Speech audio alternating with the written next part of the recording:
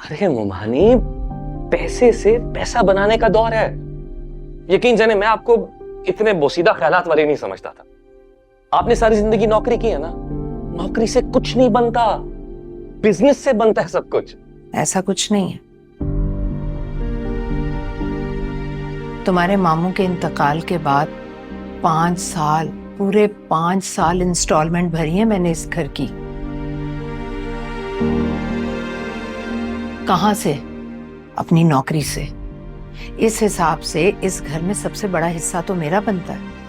अरे क्या हो गया मुमानी, अब आप अपनी बेटियों से ऐसे हिसाब किताब करेंगी? नहीं, मैं नहीं करना चाहती, बिल्कुल नहीं करना चाहती, लेकिन मुझे ऐसा करना पड़ेगा।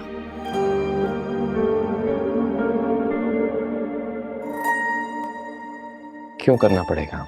क्योंकि मैं तुम्हारे घर में तुम्हारे साथ नहीं रहना चाहती, ना ही मैं रहना चाहती हूँ और ना ही अम्मा। ठीक कह रही हूँ ना अम्मा?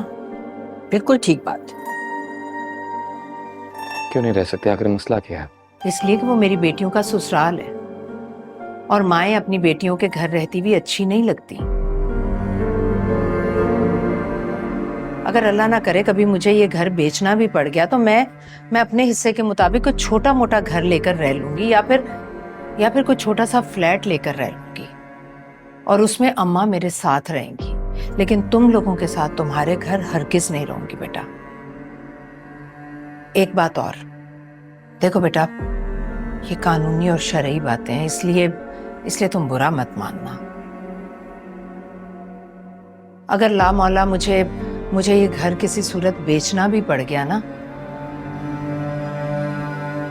तो इसके पैसे इसके असल हकदार को मिलेंगे, और इसकी असल हकदार है मायरा और मिशाल।